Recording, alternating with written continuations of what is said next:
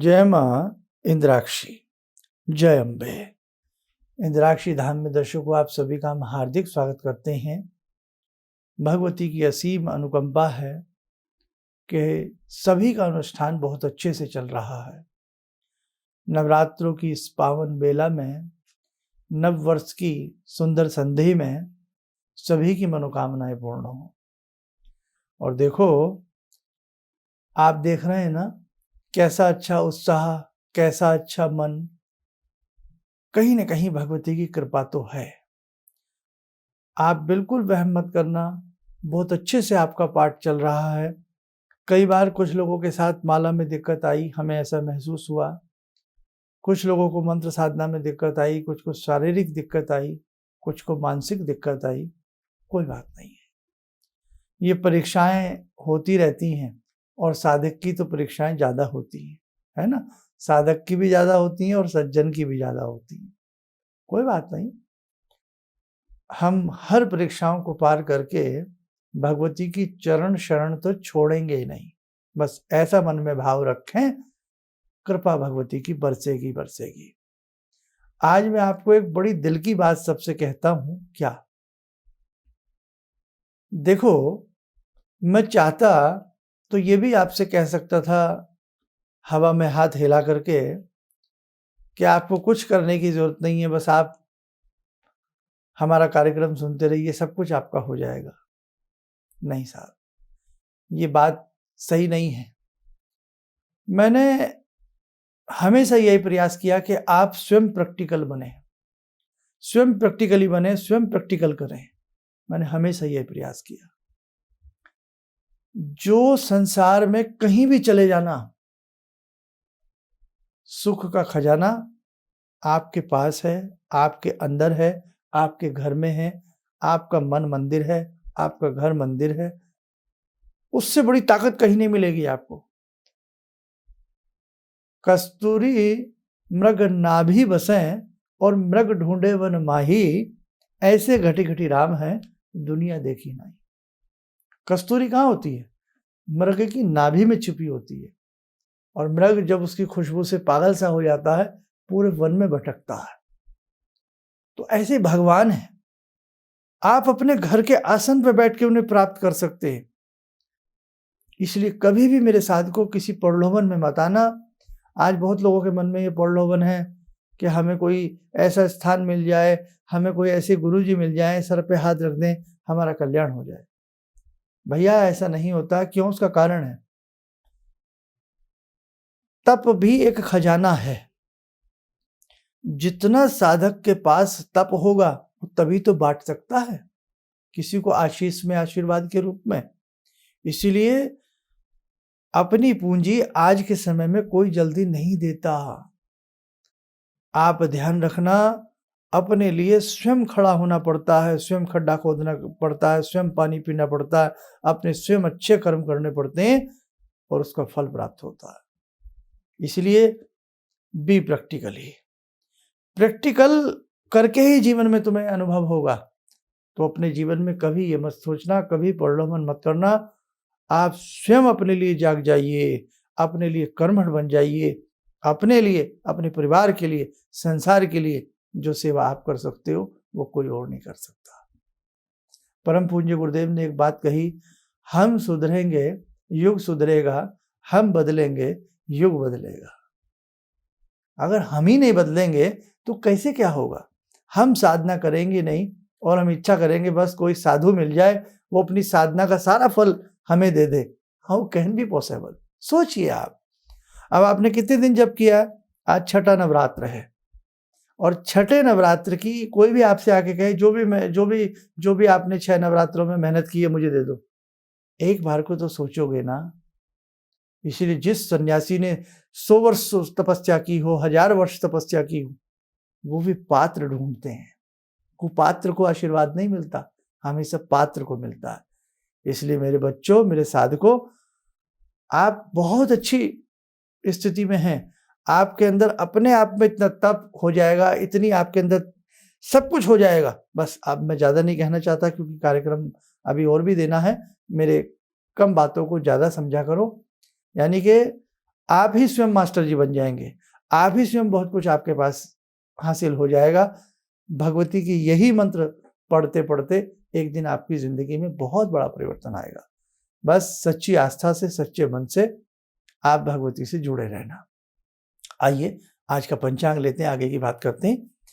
7 अप्रैल सन 2022, दिन बृहस्पतिवार, चैत्र मास, शुक्ल पक्ष, संवत 2079, तिथि षष्ठी, नक्षत्र मृगशिरा, राहु काल 1:30 से 3, दिशा शूल दक्षिण दिशा। और इसी के साथ साथ आइए आज क्या भोग लगेगा।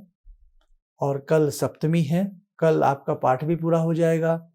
कल आपने पंचमी में 9 और 10वां अध्याय पढ़ा होगा, और आज अध्याय जिन्होंने पढ़ लिया है या जो पढ़ेंगे, शाम को भी कुछ लोग करते हैं सुबह की जगह, तो आज 11वां अध्याय पढ़ा जाएगा। बाकी ऊपर नीचे की सारी चीजें जो कि दूर रहेंगी। कल सप्तमी है, कल कौन सा अध्याय रहेगा? 12वां और 13वां। तो ऐसे पूरा एक आपका पूरी श्रृंखला पूर्ण हो जाएगी। और अष्टमी में आप कन्या पूजन कर सकते हैं या नवमी में आप कन्या पूजन कर सकते हैं। कल मैं प्रयास करूंगा कि आपको कलश के लिए कैसे करना है, कढ़ाई पूजन कैसे करना है, बहुत सारी चीजें कल भी मैं आपको बता दूंगा। तो आइए आज का तिथियों के हिसाब से और वार के हिसाब से भोग जान लेते हैं। षष्ठी, षष्ठी में भगवती को मधु का भोग लगाया जाता है, शहद का। सुंदर व्यक्तित्व का निर्माण होता है इससे। कल सप्तमी है, सप्तमी में भगवती को गुड़ का भोग लगाया जाता है। इससे शोक की, संताप की मुक्ति होती है। वार के हिसाब से भी देख लें, आज गुरुवार है, आज के दिन भगवती को देसी खांड का भोग लगाया जाता है। कल शुक्रवार है, कल के दिन भगवती को मिश्री का भोग लगाया जाता है। और आज कौन सा भगवती का स्वरूप है जिसकी हम पूजा कर रहे हैं? माँ कात्यायनी का। और कल 7वां स्वरूप माँ कालरात्रि का रहेगा। तो बस ये सारी चीजें आपने नोट कर ली होंगी। और जिनके यहाँ जैसे मैं खांड बताता हूँ, कुछ और चीजें बताता हूँ, आपको ना मिल पाए तो कोई ऐसी बात नहीं है। आप दूध प्रतिदिन लगा सकते हैं, ये मैं रोज मैसेज देता हूँ। नहीं तो कोई फल कोई भी लगा सकते हैं जो आपको मिले। ऐसा नहीं है कि जो हम कह रहे हैं यही सब चीजें आप भोग में लगाएंगे तो आपको फल अधिक मिलेगा। नहीं नहीं, ऐसी बात नहीं है। वो तो ये है कि जितने भाव अच्छे जगाओगे उतना काम अच्छा होता है, उतने भाव अच्छे होते हैं। मन हो कि हम जब हमें कोई काम करना ही है तो और अच्छे से हिसाब से कर लें, बस वो वाली बात है। नहीं तो देखो, जहाँ श्रद्धा बलवान है ना, वहाँ कर्मकांड गौण पड़ जाता है। माता बिल्ली क्या भगवान राम को चढ़ाई, देखो ना कैसे चक चक के बेर खिलाए और भगवान राम। तो वही वाली बात है, श्रद्धा सबसे बड़ी चीज है। श्रद्धा बिल्ली की तरह हमारे मन में होनी चाहिए, फिर तो सारी चीजें इतना मायने नहीं रखती हैं। और एक चीज और ध्यान रखना, अपनी माला अच्छे से काउंट करते रहना कि 11 होनी चाहिए। नमः शिवाय वाली जो हमने बताई थी हिरिम बीज लगा करके, वो होनी चाहिए। अच्छे से काउंटिंग करते रहना। और जिनकी अगर कुछ मालाएं बीच में कम भी हो गई हों किसी भी वजह से, तो वो सुबह शाम के हिसाब से भी प्रयास करके अपनी मालाओं की गिनती पूरी कर लेना। और 10 तारीख की सुबह पुष्य नक्षत्र है, रविवार का दिन है, तो विशेष प्रकार का आप सबके लिए यज्ञ किया जाएगा। बहुत लोग फोन करते हैं, तो अभी तो हम उनका नाम नहीं लिखने की मनाही कर दी गई है। क्यों? उसका कारण है ना कि कुछ लोग क्या कर रहे हैं कि कभी भी प्रोग्राम देख लिया और वो नाम लिखवाने का प्रयास करते, तो वो तो फायदे की वाली बात नहीं है ना भाई। जो इस अनुष्ठान से जुड़े हैं, जो फर्स्ट नवरात्र से जिन्होंने अनुष्ठान प्रारंभ किया है, ये उनके लिए नाम की बात है। इसमें ये नहीं कि कोई भी अपना नाम लिखवाए, क्योंकि फिर बहुत सारे लोगों के नाम हो जाए। अभी हजारों की संख्या में आप लोगों के नाम पहुंच गए। हाँ, आप जिनके नाम नहीं लिख पाए हैं वो मन में दुख न रखें। हम कुछ आहुतियां ऐसी डालेंगे कि जो इस कार्यक्रम को सुनते हैं, देखते हैं, जिन्होंने भी नवरात्र रखा है, वो जहां भी हैं, हम उनके नाम से कुछ आहुतियां जरूर डालेंगे कि उन्हें सुख शांति प्राप्त हो, उनकी मनोकामनाएं पूर्ण हो और भगवती का शुभ आशीष उन्हें भी प्राप्त हो। इसलिए आप नर्वस मत होना, लेकिन किसी न किसी चीज का कुछ रूल रेगुलेशन भी होना चाहिए। अब आइए आज की ध्यानमाला से जुड़ते हैं, भगवती के कात्यायनी स्वरूप का ध्यान करते हैं। ॐ सिन्दूरारुण विग्रहां त्रिनयनां माणिक्यमूलस्फुरात् स्तारानायकशेखरं स्मितमुखी वापेन वक्षोरुवां पाणिभ्यामलपूर्णरत्नचषकां रत्नोत्परां बिभ्रते सौम्यां रत्नघटस्थरक्तचरणां ध्यायेत्पराम् अम्बिकां खड्गं चक्रगदेषु चापपरिगान् शूलम्बुसुण्डिं शिरा शङ्खं संदधतीं करे स्त्रीनयनां सर्वाङ्गभूषावृतां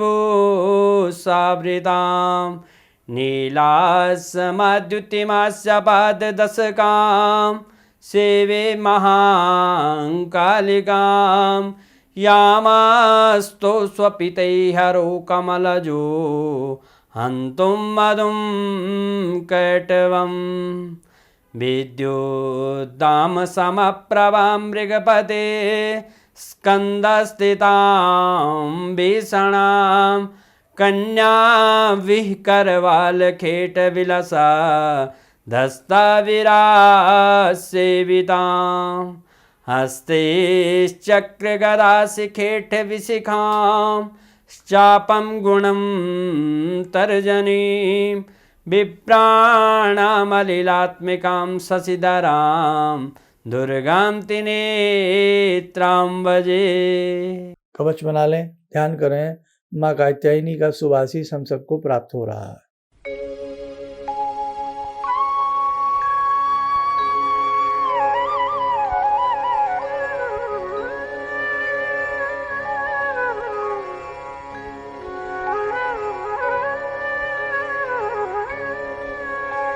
ओम बोलते हुए नेत्र खोलें, सामान्य हो जाए।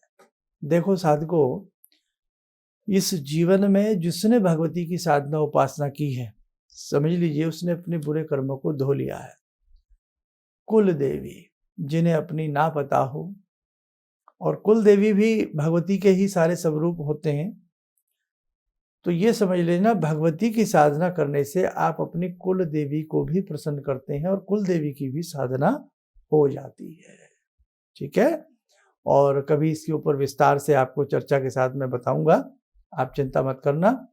और एक चीज और ध्यान रखना, कुछ लोग भगवती के 108 नाम प्रतिदिन लिखते हैं, ऐसा भी हमारे पास बहुत लोगों का आया है। तो उन नामों को वो पूछते हैं बाद में क्या करें, किसी लाल कपड़े में लपेट करके किसी पवित्र नदी स्नान में उनको वो कर सकते हैं, आप जल प्रवाह कर सकते हैं, और नहीं तो किसी आप तीर्थ क्षेत्र के किसी विशेष मंदिर में उनको नमस्कार करके नमन करके रख के आ सकते हैं। नहीं तो घर में भी लाल कपड़े में बांध के रख सकते हैं, कोई नुकसान नहीं है। आप स्वस्थ रहें, सुखी रहें, इन्हीं शुभकामनाओं के साथ हम अपनी वाणी को विराम देते हैं। जय जय अम्बे। मुझे ये अंदर से विश्वास हो रहा था कि जो चीज़ 2-3 मैं ढूंढ रही हूँ, क्योंकि थोड़ी बहुत मैं भी भगवान में आस्था रखती हूँ, तो मैं ये सोची थी कि मुझे वो चीज़ें मिल जाएंगी। और रियली मुझे आज यहाँ बैठ के ऐसा लगा, जो आपने 2-3 चीज़ें करने के लिए बताई हैं, कि शायद मेरी समस्याओं का हल शुरू हो गया आज से। किसी भी समस्या के समाधान के लिए मिले प्रसिद्ध हस्तरेखा एवं वास्तु विशेषज्ञ प्रोफेसर धर्मेंद्र शर्मा जी से। नोट: शिविर में भाग लेने हेतु एवं व्यक्तिगत रूप से मिलने के लिए कॉल करने का समय सुबह 10 बजे से शाम 6 बजे तक। हमारे विभिन्न ज्ञानवर्धक कार्यक्रम देखने के लिए आप हमें अभी सब्सक्राइब करें, बेल आइकन को प्रेस करें ताकि आप देख सकें हमारा कार्यक्रम सबसे पहले। और अधिक जानकारी के लिए फेसबुक पेज को लाइक करना न भूलें।